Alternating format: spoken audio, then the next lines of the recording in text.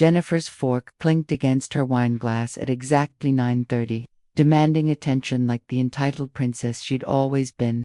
Everyone, I'd like to make a toast to my dear mother-in-law Dorothy, who just shared the wonderful news that she's unemployed again after leaving her job for health reasons. Her voice dripped with mock sweetness as she made air quotes, her perfectly manicured nails catching the candlelight. How does it feel to be such a complete loser at your age? The entire dinner table went silent.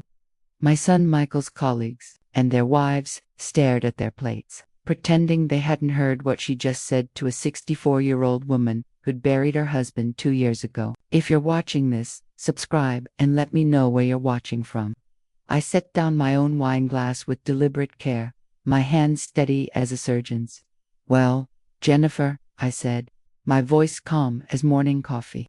I imagine it feels about the same as learning you'll be evicted from the house you've been living in rent-free for 3 years. I paused, letting that sink in before delivering the knockout punch. Because as of tomorrow, you and Michael have 30 days to find your own place. Jennifer's face went from smug satisfaction to corpse white in under 2 seconds. What are you talking about? I'm talking about the fact that this house, the one you've been redecorating with such enthusiasm, the one you've been calling yours in your little social media posts, belongs to me, not Michael. Me.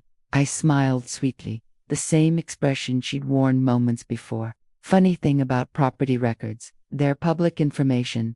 Michael dropped his fork with a clatter. Mom, what? Oh, sweetheart. Didn't your wife tell you when you couldn't qualify for the mortgage because of your student loans? I bought this house outright, cash. Your names aren't on the deed. They never have been. I stood up, smoothing my navy dress.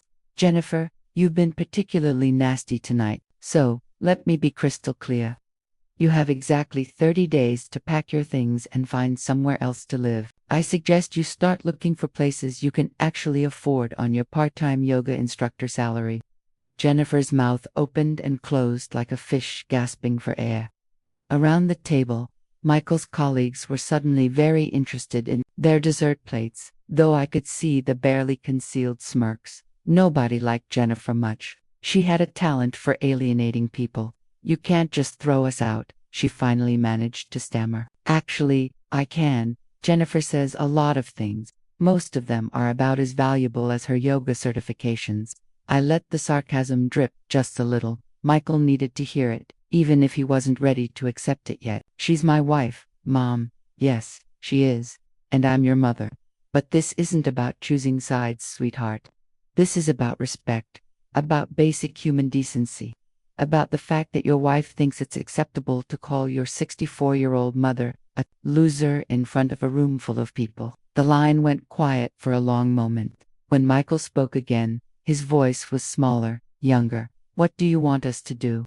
I want you to find your own place. Get qualified for your own mortgage. Build your own life without using me as a safety net you can abuse. I softened my tone just a fraction. Michael, I love you. I always will. But I won't be treated like a doormat in my own house by a woman who's never worked a full day in her life. And if we can't find a place in 30 days, then you'll figure it out.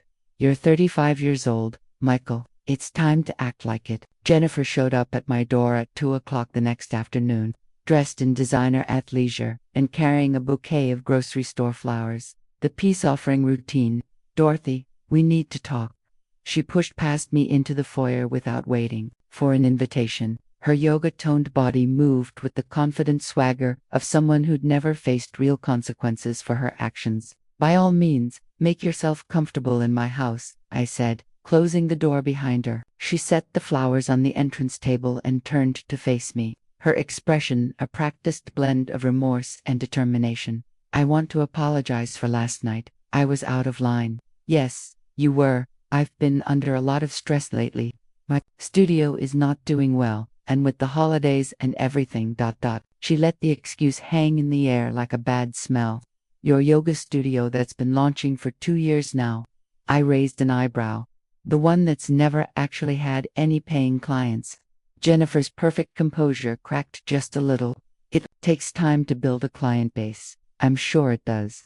Tell me, how much money have you and Michael invested in this business venture of yours? ballpark figure.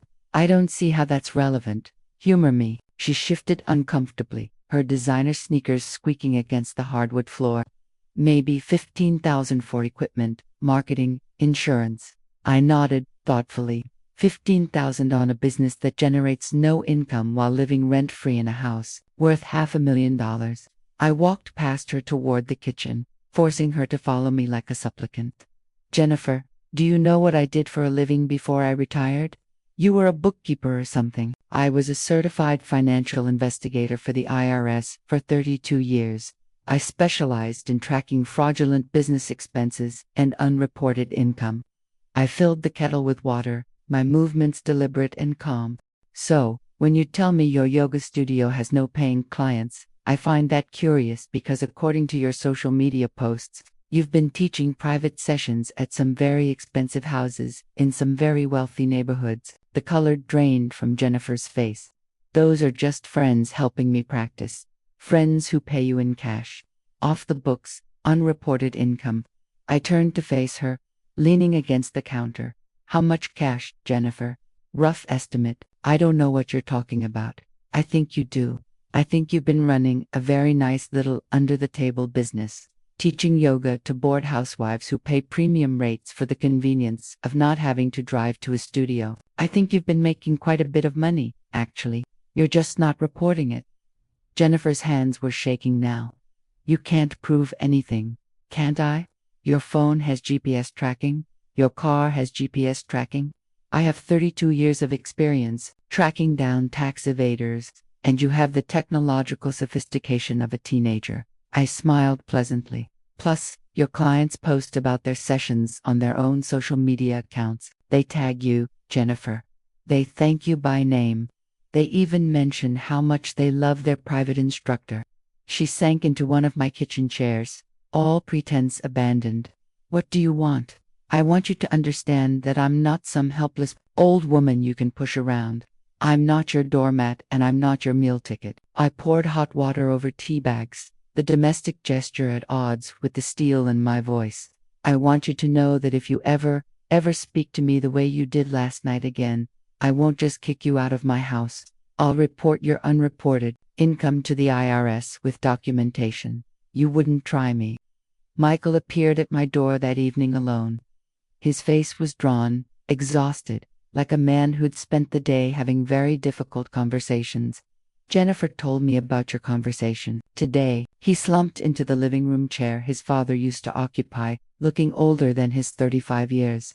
Did she tell you about her cash business? She said, you're threatening to report her to the IRS over a few yoga lessons. I settled into my own chair, studying my son's face. A few yoga lessons that generate unreported income is tax evasion. Michael, it's not a hobby when you're charging $75 an hour. His head snapped up, $75 an hour. You didn't know.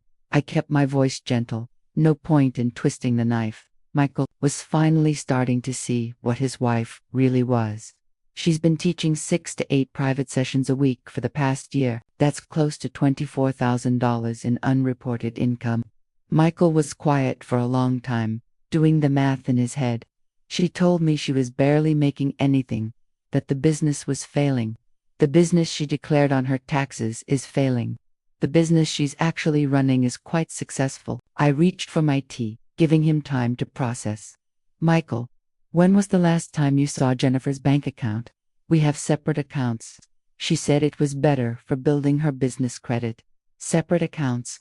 Of course, I was starting to understand the whole picture now, and it was uglier than I'd thought. Sweetheart, sit down. We need to talk about a few things. For the next hour, I walked my son through the reality of his marriage, the hidden income, the tax evasion, the fact that he'd been living on his teacher's salary while his wife squirreled away cash in accounts he didn't know about. I feel like an idiot, he said finally. You're not an idiot. You're trusting. There's a difference. I paused, choosing my words carefully. But Michael, you need to understand that this isn't just about money. This is about fundamental dishonesty. Your wife has been lying to you about her income for over a year. What should I do? That's not for me to decide. You're a grown man. I stood up, signaling the end of our conversation. But whatever you decide, you have 26 days to find a new place to live. That deadline doesn't change. And if Jennifer and I work things out, I looked at my son. Really, I looked at him. He was still hoping for a fairy tale ending, still believing that love could conquer all. Maybe it could, but not with Jennifer. Then you work them out in your own house with your own mortgage, using your own money and hers. All of it, reported to the proper authorities. I kissed his forehead, said, the way I had when he was small, and the world was simpler. 26 days. Michael, I mean it. 3 days later, Jennifer made her second mistake. She brought reinforcements. I was in my garden deadheading the last of the winter roses when a black BMW pulled into my driveway. Jennifer stepped out, followed by an older woman in an expensive suit who walked with the confident stride of someone accustomed to getting her way. Dorothy, this is my mother, Patricia Caldwell, Jennifer announced as if she was introducing royalty. Patricia Caldwell was everything Jennifer aspired to be. Perfectly groomed, designer, everything, and radiating the kind of entitlement that comes from never having been told no. She looked at my modest ranch house the way someone might look at a bug under a microscope. Mrs. Patterson, I think there's been a misunderstanding. Her voice had the crisp authority of someone used to managing lesser people. Jennifer has explained the situation, and frankly, I think you're being unreasonable. I set down my gardening shears and pulled off my gloves, taking my time. And what situation would that be, Mrs. Caldwell? This eviction nonsense. Jennifer and Michael have been living here for 3 years. They have rights. They have the rights of tenants whose lease I'm choosing not to renew. Patricia's smile was sharp as a blade. Actually, they have the rights of family members who've been contributing to this household for years. Jennifer has been maintaining this property, improving it, investing her time and energy into making it a home. Ah, so that was the angle they were trying. Sweat equity, property improvements. A claim that Jennifer had somehow earned partial ownership through her contributions. Interesting theory, I said. Tell me, Mrs. Caldwell, what exactly has Jennifer contributed to this household? She's been managing the household expenses, coordinating maintenance, overseeing renovations. With whose money? The question hung in the air like smoke from a fire. Patricia's confident smile faltered just a fraction. I'm not sure I understand. Every renovation, every improvement, every maintenance call has been paid for with my money. Mrs. Caldwell, Jennifer hasn't contributed a single dollar to this household in 3 years. She's been playing house with someone else's wallet. She's been providing services, the same services any renter might provide, taking care of the property they live in, hardly grounds for ownership rights. Patricia's facade was starting to crack. She'd come here expecting to intimidate a lonely old widow. Instead, she was facing someone who'd spent 3 decades dealing with people far more sophisticated than her daughter. Furthermore, I continued, my voice pleasant as Sunday morning, I'm curious about Jennifer's business records. Has she been reporting all her income to you, Mrs. Caldwell, when you do her taxes? And I assume you do, given your concern for her financial affairs. Do you include the cash payments from her private yoga sessions? Jennifer went white. Patricia looked confused. What cash payments? I smiled sweetly. Perhaps you should ask your daughter about her very successful under-the-table business. I'm sure the IRS would be fascinated to learn about it, too. Patricia turned to Jennifer, who looked like she wanted to disappear into the ground. What is she talking about? It's nothing, Mom. Just a few private lessons. A few private lessons that generate about $2,000 a month in unreported income, I clarified helpfully, but I'm sure it was just an oversight. These things happen. The silence that followed was beautiful. Mother and daughter caught in their own web of lies and tax evasion. Patricia Caldwell, who'd come here to intimidate me, was suddenly faced with the possibility that her daughter was a criminal. I think this conversation is over, Patricia said finally. I think you're right, I agreed. 23 days. Jennifer, don't forget, the revelation came on a Tuesday afternoon, wrapped in the mundane package of a misdirected text message. I was having coffee with my neighbor Helen when my phone buzzed with a notification. Jennifer's name appeared on the screen, but instead of calling, she'd sent a text meant for someone else entirely. Can't wait to see you tonight. Michael's working late again, and the old bat will be asleep by 9 o'clock. We'll have the whole house to ourselves. Wear that cologne I like. J. Helen looked over my shoulder as I read it, her eyes widening behind her reading glasses. Well, she said dryly. That's interesting. Interesting was one word for it. I had others, but they weren't suitable for polite company. I screenshotted the message, then sent a reply. I think you meant to send this to someone else. Jennifer. Might want to be more careful with your phone. The response came within seconds. Oh God, Dorothy, I can explain. I'm sure you can come home now. 20 minutes later, Jennifer burst through my front door, her face flushed with panic and exertion. She'd clearly run the entire way from wherever she'd been. Dorothy, please. You don't understand. I understand perfectly. You're having an affair. I set my phone on the coffee table, the screenshot still glowing on the screen. The question is, does Michael know? It's not what you think. It's exactly what I think. You're cheating on my son in my house while he's working double shifts to pay for your lifestyle.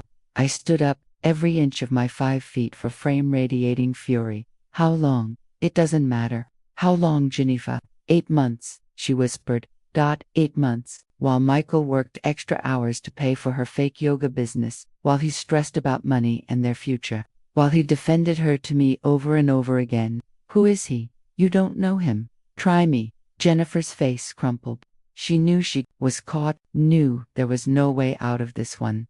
His name is Marcus Davidson. He owns a construction company.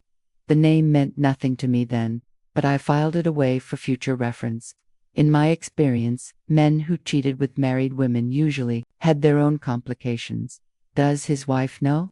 Jennifer's silence was answer enough. I see. So, you're not just destroying my son's marriage. You're destroying someone else's, too. I picked up my phone, fingers hovering over the keyboard. What's his wife's name? Jennifer. Dorothy. Please. What's her name? Sarah. Sarah Davidson. But you can't what? Can't tell her that her husband is sleeping with a married woman in someone else's house. Can't inform her that her marriage is a lie. I looked at Jennifer with all the disgust I felt. You have no right to ask me for anything, Jennifer, none at all. If you tell Sarah, it'll destroy 2 families. You already destroyed 2 families. I'm just evening the score. I paused, considering my options. But I'm going to give you a choice. You can tell Michael about the affair yourself tonight and end this charade of a marriage with some dignity. Or I can tell him along with his father and your mother and Mrs. Davidson. You're blackmailing me. I'm giving you an opportunity to do the right thing for once in your miserable life. I walked to the front door and opened it. You have until tomorrow morning to decide. Either way, Michael finds out the truth. The only question is whether it comes from you or from me. Jennifer stood frozen in my living room, clutching her phone like a lifeline. Oh, and Jennifer, pack your bags tonight. Affair or no affair. You're still out in 20 days. This just makes it easier for everyone involved. After she left, I sat in my father's old chair and finally allowed myself to feel the full weight of what I'd discovered. My son, my gentle, trusting son, was married to a woman who was stealing from the government, lying about her income, and cheating on him in the house I'd bought to give them a fresh start. Some people, I realized, didn't deserve fresh starts. Some people deserved exactly what they got. Michael's truck pulled into the driveway at 11:30 that night, earlier than usual. Through my bedroom window, I watched him sit in the cab for several minutes before finally climbing out and walking to the front door, with the heavy steps of a man carrying an enormous burden. I'd been expecting this conversation since Jennifer left that afternoon. The only question was whether she'd found the courage to tell him herself, or if she'd tried to spin some alternate version of events. The soft knock on my bedroom door told me everything I needed to know. Mom, are you awake? Come in, sweetheart. Michael looked like he'd aged 10 years in 8 hours. His teacher clothes were wrinkled, his hair disheveled, and his eyes held the shell-shocked expression of someone whose world had just imploded. She told me about Marcus, he said without preamble, sinking into the reading chair beside my bed. I'm sorry you had to hear it from her, are you? Because Jennifer seems to think you orchestrated this whole thing, that you've been looking for ways to break us up since day one. I studied my son's face in the lamplight. Do you believe that? I don't know what to believe anymore. He rubbed his face with both hands. 8 months, Mom. She's been lying to me for 8 months. About the money, about the business, about everything. I know. How did you know about the affair? I mean, how long have you suspected? I showed him the screenshot of Jennifer's misdirected text. He read it twice, his jaw tightening with each word. She was bringing him here to our house too. Your house? His voice was flat, emotionless, while I was working double shifts to try to save money for our future. She was bringing her boyfriend to the house you bought for us. Yes. Michael was quiet for a long time, staring at the phone screen. When he finally spoke, his voice was barely a whisper. What kind of person does that make me that I never suspected, never noticed? It makes you trusting. It makes you a good man who expected his wife to be a good woman. I reached over and squeezed his hand. Michael, this isn't your fault. None of it. She says she wants to work it out, go to counseling, start fresh, somewhere new. And what do you want? I want the last 3 years of my life back. I want to not feel like the biggest fool who ever lived. He looked up at me with eyes that reminded me of the little boy who used to crawl into my bed during thunderstorms. I want to understand how I married someone I don't even know. People show us who they want us to see. Michael, Jennifer showed you someone she thought you'd love. The question now is whether you can love who she really is. Could you, if it were Dad? The question hit harder than I'd expected. No, I said honestly, I couldn't. But that's me, and this is your life. You have to make your own choice. Michael nodded slowly. 18 days left. 18 days. Good, because I don't think I can look at this house the same way anymore. Jennifer's mother returned 3 days later, this time with reinforcements of her own. I watched from my kitchen window as Patricia Caldwell climbed out of her BMW, followed by a man in an expensive suit carrying a leather briefcase. Lawyer, I murmured to myself, not particularly surprised. I'd been expecting this escalation. The doorbell rang at exactly 10 o'clock. Patricia stood on my porch with her companion, both wearing the grim expressions of people preparing for battle. Mrs. Patterson, this is Robert Caldwell, my ex-husband and Jennifer's father. He's also an attorney. Robert Caldwell was everything Patricia was. Polished, expensive, and radiating. The kind of confidence that comes from winning most fights before they start. He looked at my house the way a general might survey a battlefield. Mrs. Patterson, I think we need to discuss this situation like reasonable adults. I'm perfectly reasonable. Mr. Caldwell, your daughter, however, has been committing tax fraud and adultery in my house. I'm not sure how much more reasonable I can be than simply asking her to leave. His smile was sharp as broken glass. Adultery isn't grounds for eviction in this state. And as for the tax issues, those are between Jennifer and the IRS. You're absolutely right, but being my tenant is grounds for eviction. And I'm choosing not to renew her lease. There is no lease. Mrs. Patterson, your son and daughter-in-law have been living here as family members, not tenants. They have legal rights that extend beyond simple landlord-tenant relationships. I poured myself coffee, taking my time. 20 years of dealing with attorneys in IRS investigations had taught me not to be intimidated by expensive suits and legal jargon, rights such as adverse possession, sweat equity, and implied partnership in property. Ownership based on contributions and improvements. He pulled documents from his briefcase. Jennifer has invested significant time and money into maintaining and improving this property. She has legal standing to claim partial ownership. The bluff was sophisticated. I'd give him that. The kind of legal intimidation that worked on people who didn't understand property law. Unfortunately for Robert Caldwell, I'd spent 32 years working with lawyers who were far more clever than he was. Interesting theory, I said pleasantly. Tell me, Mr. Caldwell, how much money has Jennifer invested in property improvements? Thousands of dollars over 3 years. From what source? Her yoga business, the one that exists only on paper, or perhaps from her unreported cash income that she's been hiding from the IRS. Patricia and Robert exchanged glances. I could see them realizing that their daughter had given them incomplete information about her financial situation. Furthermore, I continued, Adverse possession requires open, notorious, and hostile occupation of property. Jennifer has been living here with my permission, paying rent, and acknowledging my ownership for 3 years. She has no legal claim to this property whatsoever. Robert's confident smile faltered slightly. The rent arrangement was informal. There's no documentation. Actually, there is. I walked to my desk drawer and pulled out a folder thick with bank records. 3 years of checks made out to Dorothy Patterson with rent written in the memo line. 12 checks per year for 36 months. All deposited into my personal account. The silence that followed was deafening. Your daughter has been my tenant, Mr. Caldwell. Nothing more, nothing less. And now she's being evicted for cause. I handed him a formal eviction notice I'd prepared that morning. 15 days remaining. Helen Martinez knocked on my door the next morning with information that changed everything.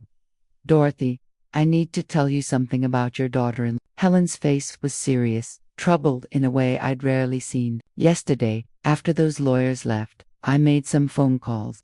I invited her in for coffee, sensing that whatever she'd discovered was significant. My cousin Rosa works at the county clerk's office. I asked her to look up some records. Helen sat across from my kitchen table, her hands wrapped around her coffee mug. Dorothy, Jennifer isn't just cheating on Michael. She's married to someone else. The words hit me like a physical blow. What? She married Marcus Davidson 6 months ago in Vegas. There's a marriage certificate.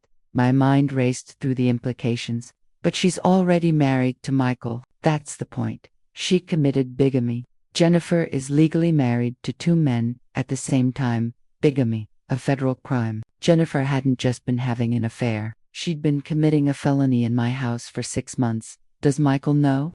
I thought you should tell him. But Dorothy, there's more. Helen's voice dropped to a whisper. Rosa also checked property records for Marcus Davidson. He's been transferring assets to Jennifer's name, money, investments, even part ownership in his construction company.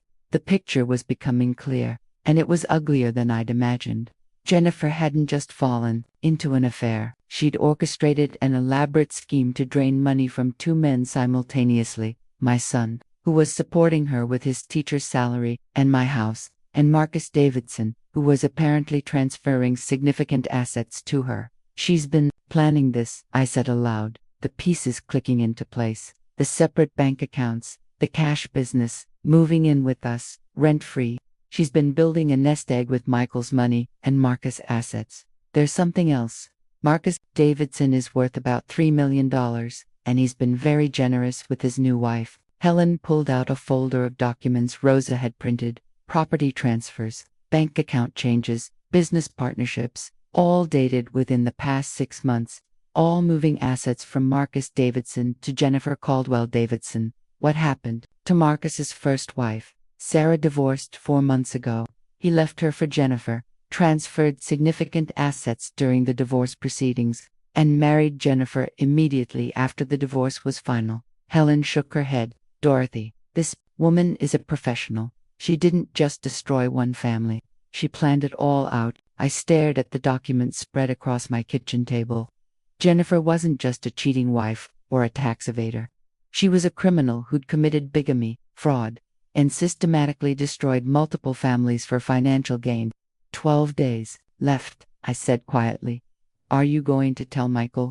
I'm going to tell everyone who needs to know. The investigation that would ultimately destroy Jennifer's carefully constructed world had actually begun 3 weeks earlier, initiated by someone I'd never met. Detective Rachel Morrison of the county sheriff's office called me on Thursday afternoon, but not for the reason I expected. Mrs. Patterson, I understand you may have information regarding Jennifer Caldwell's activities.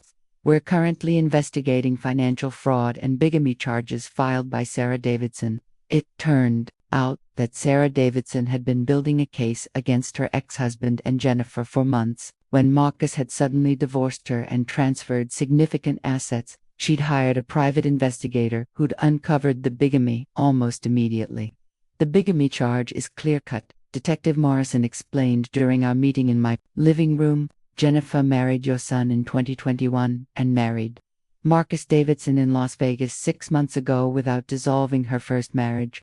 But we're also looking at mail fraud, wire fraud, and tax evasion. I provided everything I documented: the marriage certificates Helen had found, the hidden income evidence, the property transfers, and the timeline of Jennifer's lies. Detective Morrison listened carefully, adding my evidence to what was clearly already a substantial case. Mrs. Patterson, we've been watching Jennifer for 2 weeks.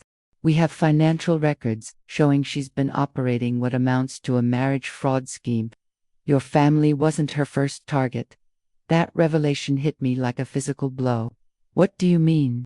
We found evidence that Jennifer researched several families as potential targets over the past 18 months before she focused on your son. Wealthy widows with unmarried children specifically. Your family fit a profile she was targeting. The full scope of Jennifer's scheme was breathtaking in its cold calculation. She hadn't just stumbled into crime. She'd planned to systematically target families like mine for over a year before she ever met Michael. We'll be making arrests tomorrow. Detective Morrison said both Jennifer and Marcus are being charged with federal crimes. The evidence is overwhelming. That evening, I told Michael everything about the investigation, about Jennifer's systematic targeting of our family, and about the fact that their entire relationship had been a calculated fraud from the beginning. He listened in silence as I explained how Jennifer had researched our family, planned their meeting, and orchestrated their relationship with the ultimate goal of gaining access to my wealth. When I finished, he sat quietly for several minutes, processing the magnitude of what he'd learned. So nothing was real, he said finally. Not one moment of our 3-year marriage was genuine. I'm sorry, sweetheart. Don't be. This actually makes it easier. He looked up at me with something that might have been relief. For months, I've been wondering what I did wrong, how I failed as a husband. Now, I know I didn't fail. I was just the target of a professional criminal. 3 hours later, I watched from my front window as police cars surrounded my house. Jennifer's face was priceless when they put her in handcuffs. Shock, disbelief, and finally the cold rage of someone whose carefully planned scheme had crumbled into dust. Michael arrived home as they were loading her into the patrol car. He stood in our driveway watching his wife disappear into a police cruiser. His face was a mask of emotions I couldn't begin to interpret. 9 days left, he said when he came inside. Take all the time you need. The house will be here when you're ready to figure out what comes next. The final truth came during Jennifer's sentencing hearing, delivered by federal prosecutor Amanda Chen in a courtroom packed with Jennifer's victims. Your Honor, the defendant operated a sophisticated marriage fraud scheme for over 2 years, targeting widowed women and their adult children across 3 states. The Patterson family was victim number 7. 7 families.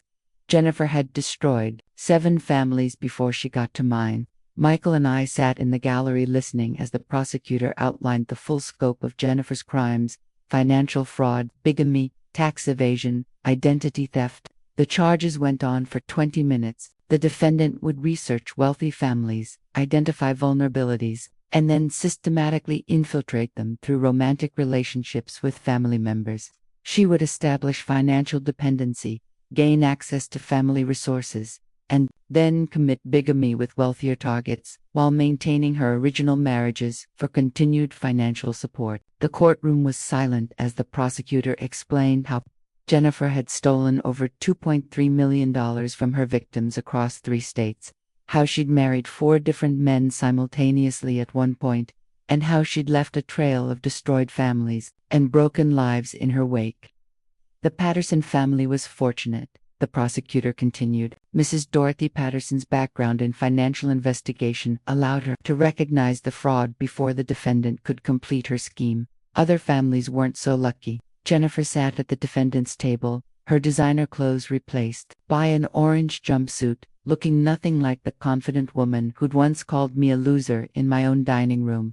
When the judge sentenced her to 8 years in federal prison, she didn't even flinch. Marcus Davidson received 4 years for his role in the asset transfer fraud. Sarah Davidson was in the courtroom too, having recovered most of her stolen property through the federal investigation.